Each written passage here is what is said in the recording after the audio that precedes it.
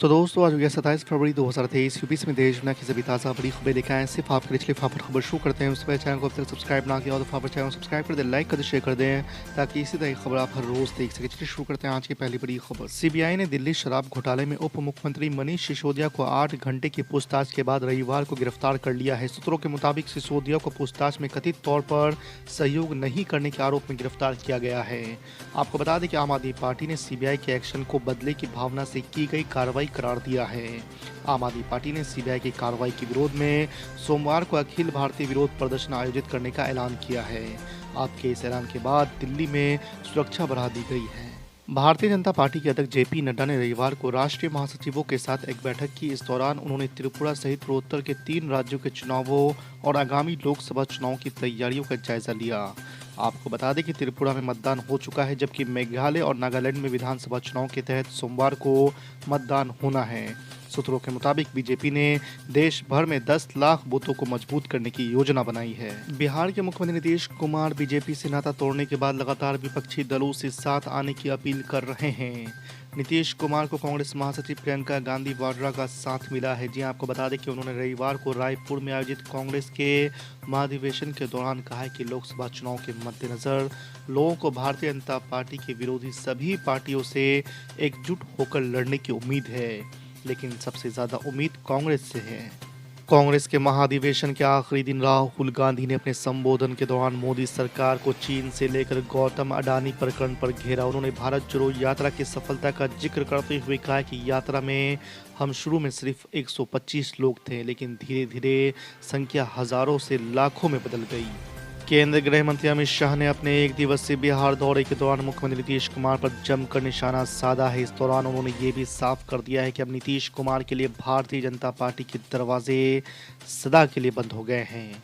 आपको बता दें कि बीजेपी के चाणक्य के इस बयान से पहले भगवा पार्टी ने इसकी तैयारी शुरू कर दी थी।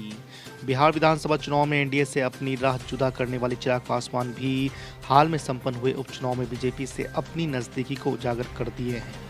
यूपी विधानसभा और लोकसभा चुनाव को मिलाकर लगातार 4 बड़ी हार का सामना कर चुके अखिलेश यादव वापसी के तरीकों की खोज में हैं। पिछले दिनों अखिलेश यादव ने रणनीति में बदलाव करते हुए रामचरितमानस विवाद के जरिए पिछड़ों और दलित वोट बैंक को साधने की कोशिश की।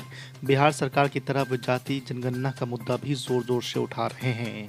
उन्हें उम्मीद है कि इन दोनों मुद्दों के जरिए वे 2024 लोकसभा चुनाव में सपा की सीटों में वृद्धि करवा सकेंगे। ऑल इंडिया मजलिस इत्तेहादुल मुस्लिमीन के प्रमुख असदुद्दीन ओवैसी ने रविवार को मुंबई में उद्धव ठाकरे पर तंज कसा है। असदुद्दीन ओवैसी ने पीसी कर कहा है कि उद्धव ठाकरे हिंदुत्व को छोड़ना भी नहीं चाहते और महागठबंधन की बात भी करते हैं। इस तरह से कैसे बीजेपी को हराएंगे। उन्होंने कहा है कि देवेंद्र फडणवीस और अजीत पवार में ट्रिपल तलाक हुआ था या क्या हुआ था, ये तो बताओ। असदुद्दीन ओवैसी ने कहा है कि जब पवार सुले फडणवीस शिंदे ठाकरे नेता बन सकते हैं तो क्या महाराष्ट्र के मुसलमान नेता नहीं बन सकते। भारतीय रिजर्व बैंक ने 5 सहकारी बैंकों पर निकासी समेत कई प्रतिबंध लगा दिए हैं। रिजर्व बैंक की इस कार्रवाई के बाद अब प्रतिबंधित बैंक आरबीआई की पूर्व स्वीकृति के बिना ऋण नहीं दे सकते हैं।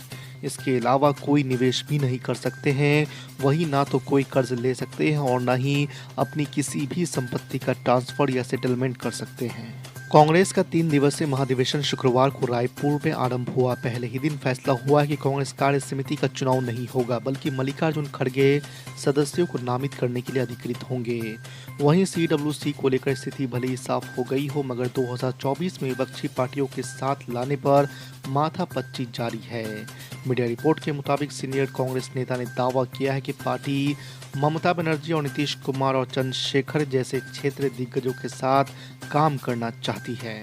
दिल्ली सरकार और उपराज्यपाल वीके सक्सेना के बीच तल्खियां अभी और बढ़ने वाली है। दरअसल इस बात का अंदाजा दिल्ली सरकार के एक आदेश के बाद से लगाया जा रहा है कि दिल्ली की अरविंद केजरीवाल सरकार ने अधिकारियों को आदेश दिया है कि वो उपराज्यपाल से सीधे निर्देश लेना बंद करे। ये भी बताया जा रहा है कि इस संबंध में केजरीवाल सरकार के सभी मंत्रियों ने अपने अपने विभागों के सचिवों को एक लेटर भी लिखा है। साथ ही ये भी कहा गया है कि अगर एलजी कोई आदेश देते हैं तो इसकी जानकारी मंत्रियों को दी जाए। समाजवादी पार्टी के प्रमुख और पूर्व मुख्यमंत्री अखिलेश यादव शुक्रवार को नोएडा पहुंचे तो जातिगत जनगणना की खूब पैरवी की। उन्होंने कहा है कि सत्ता में आने पर सपा जातिगत जनगणना कराएगी। पूर्व सीएम ने योगी सरकार के मंत्री संजय निषाद और आशीष पटेल को चुटभैया नेता बताते हुए कहा है कि इस मुद्दे पर पीएम और सीएम को अपनी राय रखनी चाहिए।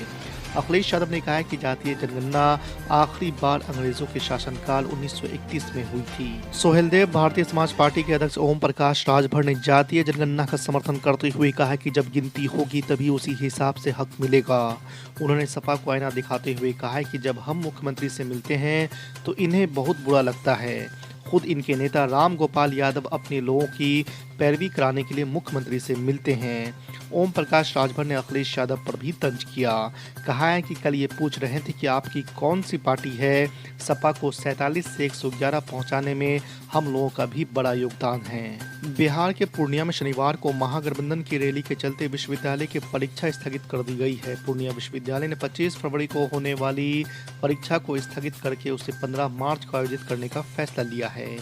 बीजेपी ने इस पर आपत्ति जताते हुए नीतीश सरकार पर निशाना साधा है।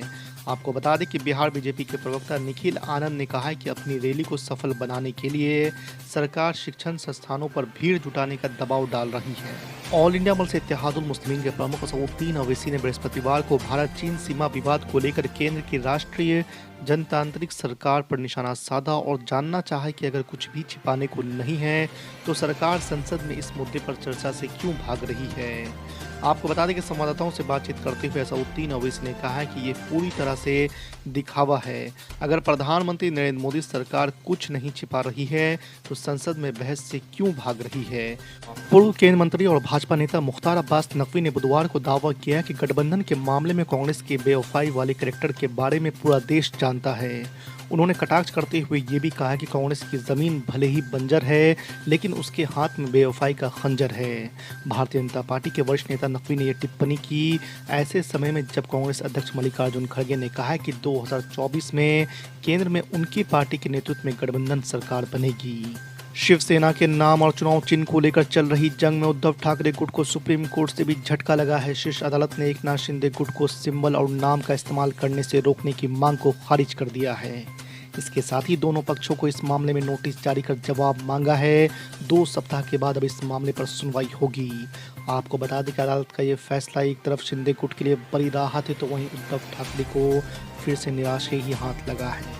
तमाम तरह के उठापटक और खींचतान के बाद आखिरकार दिल्ली को अपना नया मेयर मिल ही गया। आम आदमी पार्टी के नेता शैली ओबराय ने मेयर का चुनाव जीत लिया है।